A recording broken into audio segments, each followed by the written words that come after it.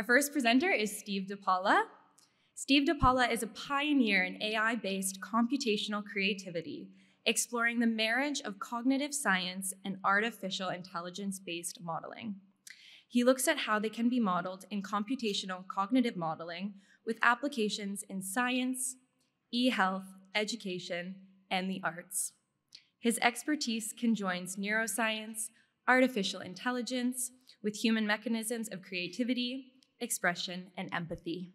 Welcome to the stage, Steve.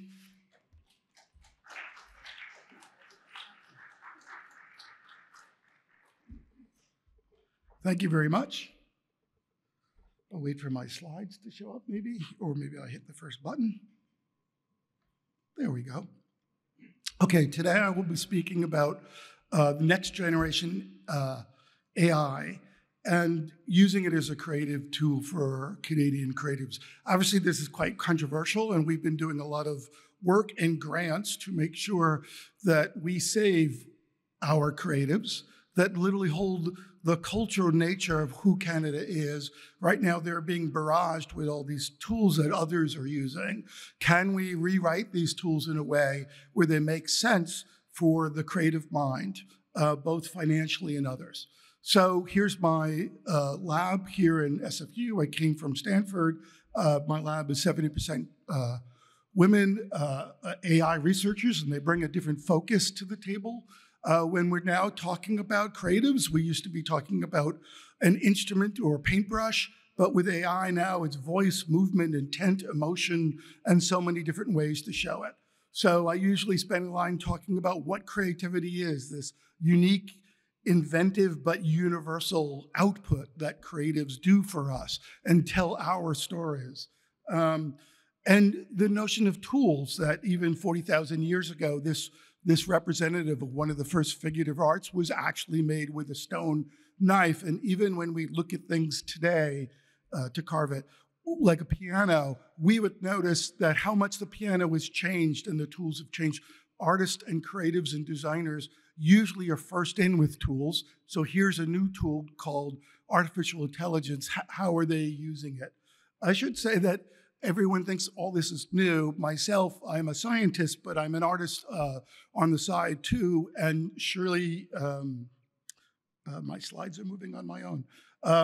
That in 1988, I did a computational art piece with the video artist Namju Paik. And then more recently at the Museum of Modern Art, I used AI techniques. So these have been around. Also, I did the faces for The Sims.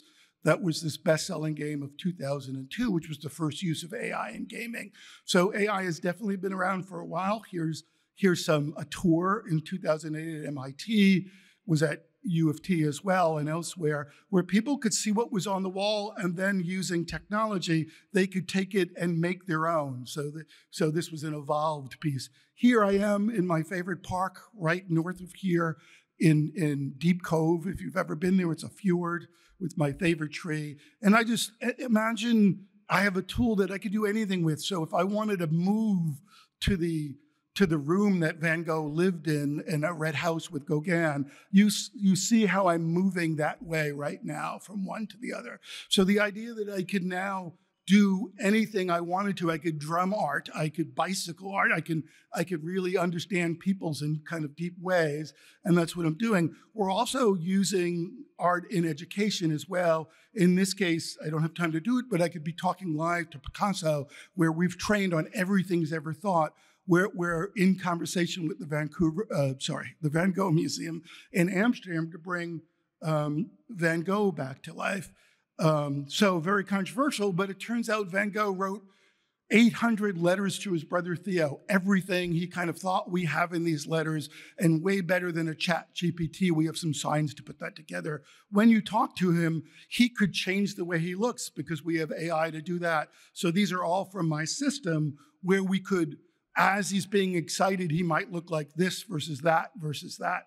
So, and you could actually graph how he felt during the times of his life This is actually a chat with him where you're seeing kind of his memories that are sorted in a particular way. And you could actually see when you talk to him where he's pulling his memories from. Oh, I remember that. That was when Theo told me there's no more money or whatever. So we're doing a lot in this kind of avatar agent space too. We worked with the Vancouver Aquarium, where there's a notion that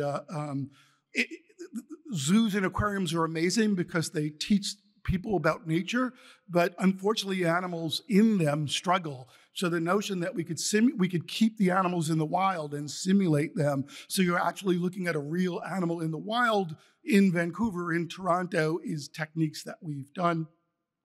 With avatars, we could be in health. They could be assisting the elderly, reminding them, when the kids are coming over, and if their words are slurring, that maybe we should get them food, or maybe it's something more significant.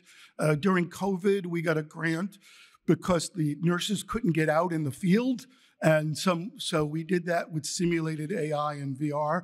All of this has deep ethical issues, which I usually have time to talk about. And if you want to talk to me about it later, I can. And surely this is, so the notion then that you could teach with these systems, we got a Google Knight Foundation grant because there are people with stories to tell who are victims, whatever. There's particular reasons why you want to anonymize them.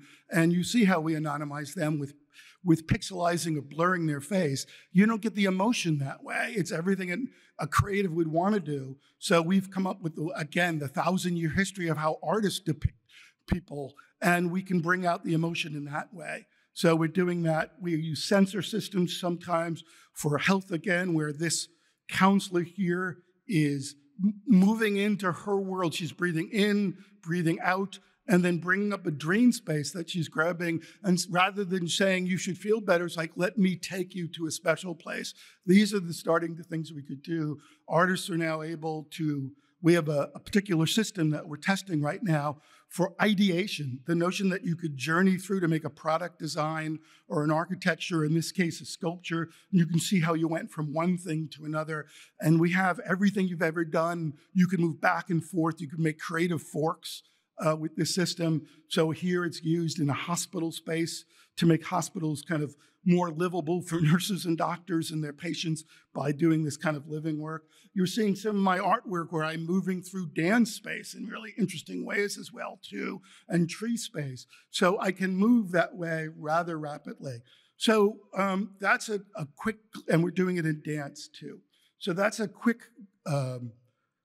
glance at these new technologies that are showing up, and how, yes, they're from corporate entities at the moment, but how in Canada we're trying to work very hard to bring it back to our creatives to tell their stories.